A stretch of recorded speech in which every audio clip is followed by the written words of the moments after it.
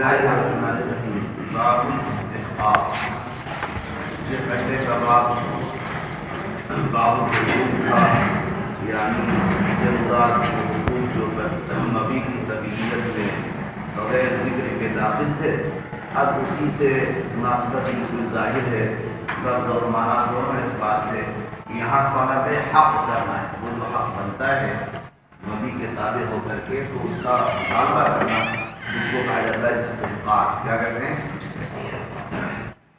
چند مسئلے اس باب سے متعلق ہے۔ فرمایا کہ من اشترى جاریۃ، ایک آدمی نے ایک بانی خریدی، خریدنے کے بعد مشتری کے ہی قبضے میں آ کر فوجدت عندہ، بس اسی کے یہاں آ کر کے اس کی ملاقات بانی لایا، لانے کے بعد گھر مسلم ولادت بچے کی پیدائش ہو گئی۔ اب اس کے بعد ایک آدمی اس پر بانی کا استحقاق کا دعویٰ کرتا ہے۔ مثلا زید بانی خرید کے لایا تھا، ہم سے خرید کے لایا تھا، ادھر خالق آتا ہے کہ بھائی یہ تو بانی میری تھی، ہم سے لے آیا تھا۔ اچھا، اور اپنے استحقاق کی دلیل بھی پیش کر دیتا ہے دو گواہوں سے، دیکھو یہ دو گواہ ہیں، کہاں سے لے کر آئے، یہ تو میری ہے۔ تو بہرحال جب دو گواہ ہو جائیں گے تو بات اسی کی قابل قبول ہے، تو یہ بانی تو مشتری کو واپس کرنا پڑے گا۔ بانی بھی دیتا اور پیدا ہونے والا بچہ، پیدا ہونے والا اور اپنا دیا ہوا سمجھ ایسے دے، کیا کرے گا وہ؟ یا کہ بائے نے دوسری کی چیز بیچ، یہی مسئلہ ہو گیا۔ دوسرا مسئلہ یہ ہے کہ بانی خرید کے لایا، بچہ پیدا ہو گیا، خریدنے کے بعد کسی نے اقرار کر دیا کہ بھائی یہ بانی تو فلاں کی ہے، کیا کہہ رہا ہے؟ تو یہ مشتری نے خود اقرار کر دیا، خرید کے لایا اور خریدنے کے بعد کیا کہتا ہے یہ بانی تو کس کی ہے؟ فلاں کی ہے۔ تو اقرار بھی حجت ہے، لیکن حجت قاصرہ ہے۔ اس سے بھی حجت قاصرہ کا مطلب کہ خود مقر پر تو لازم ہوگا، غیر پر لازم۔ تو مقر پر لازم ہونے کا مطلب کہ اس کو اس صورت میں آپ نے کہا کہ بانی خالق کی ہے تو بانی کو اس کو دینا پڑے گا، لیکن بچہ نہیں جائے گا۔ بچہ کیوں؟ اس لیے کہ یہ حجت ناقص ہونے کی وجہ سے جس وقت آپ اقرار کر رہے ہیں اسی پر ہوگا، اور جس وقت اقرار کر رہے ہیں تو بچہ بانی سے جدا ہو چکا، مطلب ولادت ہو چکی، کیا ہو چکی؟ تو بس جدا ہونے کے بعد تو جس پر اقرار ہے تو مقر لہو پر ہی سے کیا ہوگا، آپ کا اقرار نافذ ہوگا۔ تو صرف بانی دینا پڑے گا، بچہ دینا، لیکن اگر بینہ سے وہ ثابت کرتا ہے استحقاق والا تو بانی بھی دینا پڑے گا۔ اور کیوں؟ اس لیے کہ وہ حجت تامہ ہے، وہ اصل سے ثابت کرتا ہے۔ کہاں سے کرتا ہے؟ تو گویا کہ جس وقت تم لائے تو اس سے پہلے سے تمہاری نہیں ہے، جب نہیں ہے تو اور بچہ کی ولادت کب ہوئی ہے؟ تمہارے یہاں آنے کے بعد، اس سے پہلے سے اس کی ہے۔ جب اس سے پہلے سے اس کی ہے تو وہ بھی اور اس کی فرا بھی سب اسی کے دو، وہ بھی اور اس کی فرا کیا ہے؟ تو یہ دو۔ پتہ ہے کہ آدمی نے خریدا ہے بانی، بس وہ اسی کے پاس جل گئی، پھر اس کے بعد کوئی آدمی اس کا مستحق بنا بینہ سے، ایسے حجت تامہ سے، فإنه يأخذها وولدها، تو وہ اس کو بھی دے گا، اس کے پیدا ہونے والے بچے۔ وَإِنْ أَقَرَّ بِهَا بِرَجُلٍ، اور اگر اسی مشتری نے یا کوئی اور آدمی نے اس کا اقرار کر لیا کسی آدمی کے لیے، تو لم يتبعها ولدها، تو اس صورت میں بانی ہو جائے گی، اس کا بچہ اس کے تابع۔ دونوں میں فرق کیا ہے ہمیں بتا دیا ہم نے۔ وجہ فرق یہ ہے کہ کیونکہ بینہ سے جو وہ اصل سے ثابت کرتا ہے، اور اقرار اصل سے ثابت نہیں کرتا۔ اصل جس کو آپ نے مقبول نہیں ہوگا اس سے پہلے کا تھا اس کو ثابت کرنے والا۔ اور میں تو وجہ فرق یہ ہے کہ ان البینہ حجت مطلقہ، یقیناً جو بینہ ہوتا ہے یعنی دو گواہوں کا ہونا مثلاً، تو بینہ یہ حجت مطلقہ ہے۔ فإنها كاسمها مبینہ، یقیناً یہ بینہ اپنے نام کی طرح بالکل واضح ہے، مبین ہے، برہن ہے۔ فیظہر بها ملکہ، پس کے ذریعے سے اس بانی کی جو ملکیت ظاہر ہوگی نا، من الاصل، کہاں سے ہوگی؟ اصل سے ثابت۔ اور جب اصل میں آپ جائیں گے تو واقعی بچہ بھی اس وقت رہا ہوگا، اسی کا جو بانی ہے وہ بچہ سب اسی کا۔ والولد کان متصلا بها، اصل میں جب جائیں گے تو بچہ اس سے متصل نظر آئے گا، جائے گا۔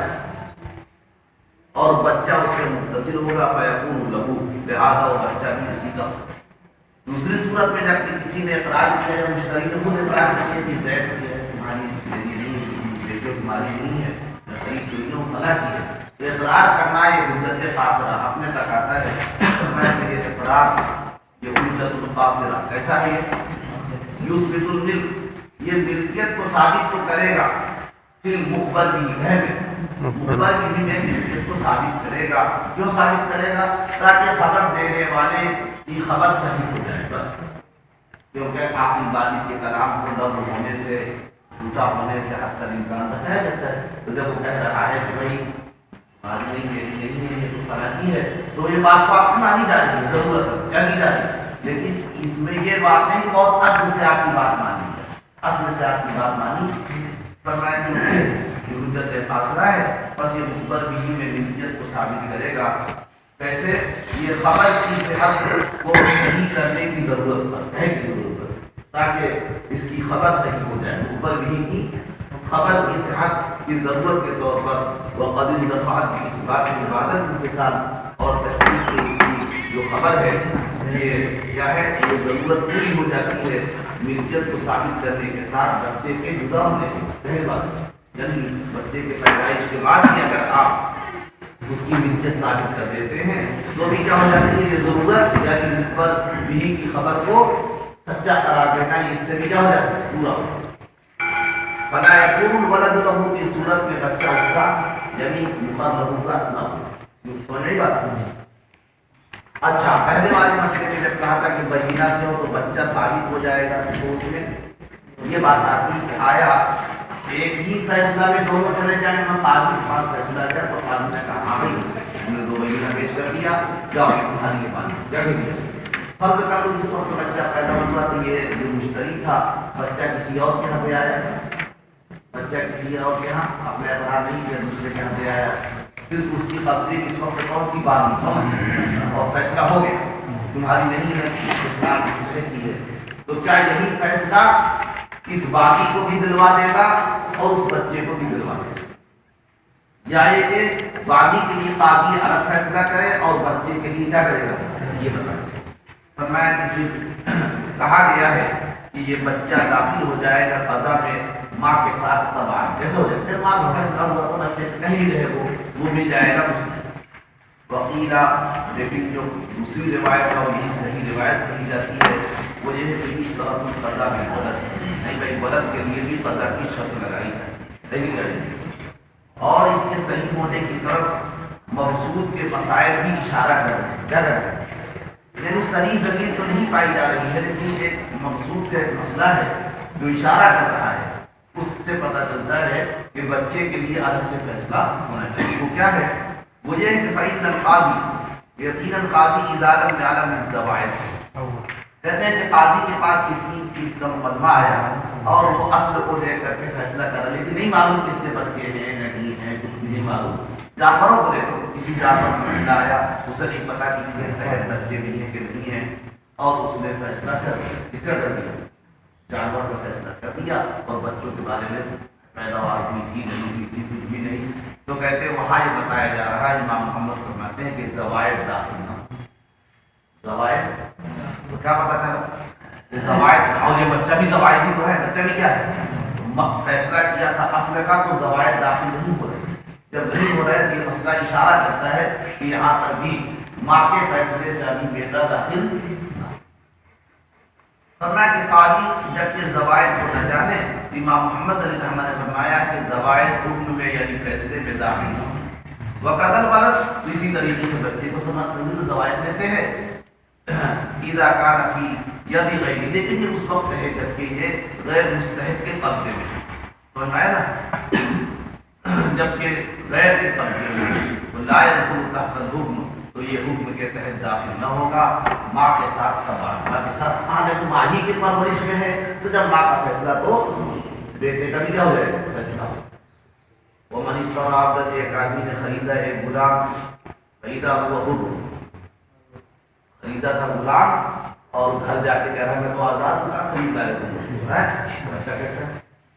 تو قال العبد، حالانکہ غلام نے خود کہا تھا مشتری سے، خود کہا تھا مشتری سے کہ اشتری آپ مجھے خرید لیں فإنی عبد لہو، کیا کہا بھی تھا غلام ہوں، اور جب خرید کے لے گیا تو کس کو خرید لایا تو آزاد، کیا کہہ رہا ہے دھوکہ دھڑی جیسا آج زمانے میں چل رہا ہے نا۔ اس نے کہا کہ ایک آدمی نے خریدا ہے غلام، بس یکایک وہ آزاد نکلا، حالانکہ غلام نے کہا تھا مشتری سے کہ آپ مجھے خرید لیں، میں غلام ہوں اس کا۔ امکان البائے اب کیا ہوگا؟ فرمایا کہ اب یہ بائع اگر موجود ہے، اس نے بیچا ہے، بائع اگر موجود ہے یا اس کا ٹھکانہ معلوم ہے یا غائب ہے، غیبت معروفہ کے طور پر ہے، تو اب یہ مشتری غلام سے کیا لے گا؟ یہ بیچارہ کیا لیا ہے؟ یہ تو صرف جھوٹ بولا ہے نا، تو رجوع کرے گا کیا کہ اس سے بائع سے کیا کہ تم نے آزاد کی ہے ہوتی ہے، آپ نے آزاد کو بیچ دیا ہے نا، تو جا کر اس سے رجوع کرے کیا کرے؟ فرمایا کہ یا تو غائب فإن كان البائع حاضرا، تو اگر یہ بائع حاضر ہوگا یا غائب ہوگا غیبت معروفہ کے طور پر، تو لم يكن على العبد شيء، تو غلام پر کوئی چیز لازم نہیں آئے گی۔ وإن كان البائع لا يدرى أين هو، لیکن یہ بھی صورت ہو سکتی ہے کہ بائع بیچ کے نکل گیا، کچھ اتا پتہ نہیں کہاں ہے، بائع کو کچھ اتا پتہ اور دھوکہ تمہاری وجہ سے ہوا، تم نے پہلے کہا تھا غلام، کہہ رہے کیا ہوں آزاد ہوں، تو کہتے ہیں اگر بائع ایسا ہو کہ اس کا اتا پتہ نہیں، لا یدرا أين هو، نہیں جانا جاتا کہاں پہ ہے، تو رجع المشتری علی العبد، اس صورت میں مشتری کیا کرے گا؟ اسی غلام کو یہ تمہاری وجہ سے ہوا ایسا، ورجع، اور یہ غلام کی کیا کرے گا؟ یہ غلام جا کر کے جاؤ ڈھونڈو اپنے اسی مالک بائع کو، اس سے رجوع کرے گا، کیا کرے گا؟ اور یہ غلام رجوع کرے گا بائع، ایک مسئلہ ہے ایسے ہی۔ وَإِنْ انْتَهَى عَبْدًا مُقِرًا، ایک آدمی نے ایک شخص کو سے قرض لیا اور قرض کے طور پر ایک غلام کو رہن ہے، اور غلام کہہ بھی رہا میں غلام کیا کہہ رہا ہے میں غلام ہوں، ہاں مجھے رحم کر، کیا کروں؟ تو رحم میں غلام رکھ دیا، حالانکہ بعد میں جب رحم میں رکھ دیا تو کہتا ہے میں آزاد ہوں، کیا کہتا ہے؟ تو اس صورت میں کیا ہوگا؟ فرمایا کہ اور اگر رحم رکھا ہے ایسے غلام کو مقرر بالعبودیہ، جو غلامیت کو کیا کر رہا تھا؟ اقرار کر رہا ہے، فوجدہ حرا، پھر مرتہن اس کو کیا پاتا ہے؟ آزاد پاتا ہے، تو لم یرجع علیہ علی کل حال، تو یہاں کی صورت میں رہن والے مسئلے میں یہ مرتہن پر پڑی ہوئی کسی چیز کے ساتھ رجوع نہیں کرتا، اور نئی بات یعنی رہن والی صورت میں کوئی رجوع نہیں، کیونکہ وہاں وہ عقد معاوضہ نہیں، وہ صرف وثیقہ کے لیے ہوتا ہے، رہن کے لیے ہوتا ہے، اور بیشرا عقد معاوضہ ہے، وہاں نقصان ہو رہا اس کا ہے، یہاں یہ بھائی قرض تو دینے دینا ہے آپ کو، وہ یہ تھا کہ وہ بھروسے کے لیے کوئی چیز رہن رکھ دی جاتی ہے، نہیں بھی اگر وہ رہن نہیں بھی ہو تو بھی قرضہ لینے کا، قرض اس کا بنے گا تھوڑا، لیکن وہاں اگر مشتری لے کے بھاگ گیا، بائع چلا گیا، بیچ کے، تو اس کا کیا ہوگا؟ یہ ایمان ہے۔ وعن ابی یوسف انہ لا یرجع فیہما، حضرت امام یوسف علیہ الرحمہ سے روایت یہ ہے کہ دونوں صورتوں میں رجوع کرے، دونوں صورتوں میں، یعنی مشتری بھی نہ رجوع کرے گا اس غلام سے جبکہ وہ صورت پتہ ہے جب اس کا پتہ ہی نہیں ہے، بائع کو پتہ نہیں ہے، تو نہیں بات، تو حضرات طرفین کیا کہتے ہیں، امام صاحب اور امام محمد کیا کہتے ہیں کہ پھر اسی غلام سے رجوع کرو، یہ کہتے ہیں نا، امام یوسف علیہ السلام کہتے ہیں کہ نہیں اس غلام سے رجوع کرنے کی کوئی ضرورت، اور رہن میں تو وہ بھی نہیں کہتے اور یہ بھی نہیں کہتے، رہن میں جس طرح اس غلام سے رجوع نہیں، ایسے ہی امام یوسف علیہ السلام کہتے ہیں کہ بیع والی صورت میں بھی جبکہ اس کے مالک یعنی بائع کا پتہ نہیں ہے تو بھی کیا ہے اس سے رجوع۔ حضرت امام یوسف علیہ السلام سے روایت ہے کہ انہ لا یرجع فیہما، ان دونوں صورتوں میں، یا لا یرجع یہ مشتری دونوں صورتوں میں رجوع نہ کرے گا، کیوں؟ لأن الرجوع بالمعاوضہ، کہتے ہیں بھائی رجوع کرنا یا تو معاوضہ کوئی چیز آپ نے دیا ہو عوض کے طور پہ آپ ہم سے رجوع کرو، تو کوئی عوض دیا ہو تو آپ رجوع کرو، یا میں کسی چیز کا کفیل بن گیا ہوں تو آپ میرے پاس آئیں۔ اس غلام نے بیچارے نے کیا کیا؟ کوئی تم سے پیسہ تھوڑا دیا، ہاں رہی بات جھوٹ بولا، کیا بولا ہے؟ جھوٹ بولا ہے نا، تو ایسا ہی ہے جیسے راہگیر کسی کو کہتے ہیں آپ مجھے بھائی بتاؤ یہ اچھی چیز ہے نا، تو ہاں ہاں بہت اچھی بہت اچھی، اور آپ خرید کے چلے گا تو اس کو کہیں یار تمہارے کیا نظریہ ہے، تو جس طرح وہ جھوٹ بول گیا تو اس کے اوپر کوئی چیز لازم نہیں ہے، گناہ ہوگا، تو ایسے یہ بھی کہہ دیا کہ میں غلام ہوں، کیوں اس کے باتوں میں پڑ گئے، تو اس نے تم سے کوئی پیسہ تھوڑا لیا ہے. جب اس نے کوئی پیسہ نہیں لیا، ضمانت بھی نہیں لی ہے، کفالت بھی نہیں لی ہے، تو اس کے اوپر کوئی رجوع تو یہ کہتے ہیں جو رجوع یا تو معاوضہ سے ہوتا ہے یا کفالہ سے ہوتا ہے. کیسے ہوتا ہے؟ والموجود لیسا، اور یہ غلام کی طرف سے جو چیز پائی جا رہی ہے صرف خبر قاضی پائی جا رہی ہے. کیا پائی جا رہی ہے؟ غلام ہمارا غلام کوئی تم سے نہ تو پیسہ اس نے لیا ہے، نہ یہ کہا ہے کہ اگر تمہارا پیسہ مارا جائے گا تم ذمہ دار ہو سکا ہے، کچھ نہیں کہا. فسارا پس ایسے ہی ہو گیا جیسا کہ اجنبی نے کہا تھا. کوئی اجنبی آدمی یہ بات کہتے ہے نا بھائی، ارے یار یہ خرید لو، یہ غلام بہت اچھا غلام ہے، حالانکہ وہ غلام نہیں، اور آپ خرید لیں تو اس کو پکڑو گے کیا؟ وہ نہیں پکڑ پائیں گے، نہ وہ دے گا، کہے گا ہمیں معلوم کر رہے ہیں غلام ہے، ہم بھی سمجھ رہے تھے غلام ہے، ہم نے بھی کہہ دیا غلام ہے. یہ تو کہہ دو ہمیں حقیقت آپ خرید رہے تھے تو آپ کو حقیقت معلوم کرنا چاہیے. ہم تو ایسے ہی پوری برائی خبر تھی کہ بھائی فلاں آدمی غلام ہے، ہم نے بھی بتا دیا غلام. تو معلوم یہ پڑا کہ ایسے ہی راہگیر کے یا کسی کے کہنے سے بلا تحقیق معاملہ کرنے کی ذمہ داری اپنے اوپر ہے. کہاں تھی؟ کوئی بھی اپنا معاملہ ہو تو کسی کے کہنے سننے سے یہ نہ ہوگا کہ وہ جانے، ایسا نہیں. اس کی ذمہ داری آپ نے کرنا ہے، آپ ذمہ دار ہیں، آپ معاملہ کر رہے ہیں تو معاملہ خود تحقیق کر کے کرو. کیسے کرو؟ ہاں کسی کے کہنے سے ایسا ہے، بہت اچھا ہے، جیسے دکاندار کہتے ہیں یہ فلاں بہت اچھا آئٹم ہے، گھر لاؤ تو کچھ بھی نہیں، تو اپنی ذمہ داری ہے. تو فرمایا کہ یہ ایسا ہی ہے جیسا کہ اجنبی نے بات کہہ دی تھی. اور قال العبد، یا کہ غلام نے کہا ارتحنی، بھائی مجھے تم رحم کر لو، فإنی امر، دوسرا کہا مجھے رحم کر لو، میں غلام ہوں. تو وہاں بھی آپ نے یہی کہا تھا، وہی مسئلہ ثانیہ، اور یہ دوسرا والا مسئلہ بھی ہے آپ کا یہاں. تو آپ نہیں کہتے رجوع کریں گے، تو یہ سمجھنا کی بات نا. اب طرفین کی دلیل سنیے. یہ امام یوسف علیہ الرحمہ کی دلیل ہے کہ غلام سے کسی حال میں رجوع ہے، غلام سے کسی حال میں، طرفین کے یہاں ایک حال میں رجوع ہے. وہ یہ ہے کہ بائے کھاتا پتہ نہ ہو تو پھر اسی کی گردن پکڑی جائے. کیا بھی ہے ابھی تو پیسہ نکلے گا نہیں، کہاں سے نکلے گا؟ تو طرفین کی دلیل کے کام میں مشتری، ارے بھائی مشتری نے جو کام شروع کیا، خریدنے والا، کون سا کام؟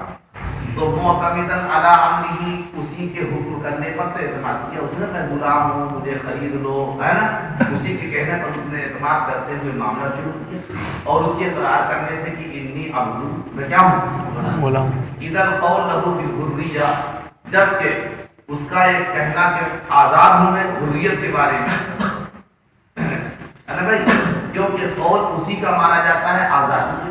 مثلا ایک آدمی اپنے آپ کو کہے میں آزاد ہوں تو بات مانی جاتی ہے، کیا دی جاتی ہے. تو جس طرح آزادی میں ایک آدمی کی بات مانی جاتی ہے، ایسے ہی اس بیچارے نے مشتری نے حریت کے بارے میں اس کی بات مان لی، اور وہ بھی قابل قبول ہونا چاہیے جیسا کہ آزادی میں اس کی بات کیا ہوتی ہے، قابل قبول ہوتی ہے.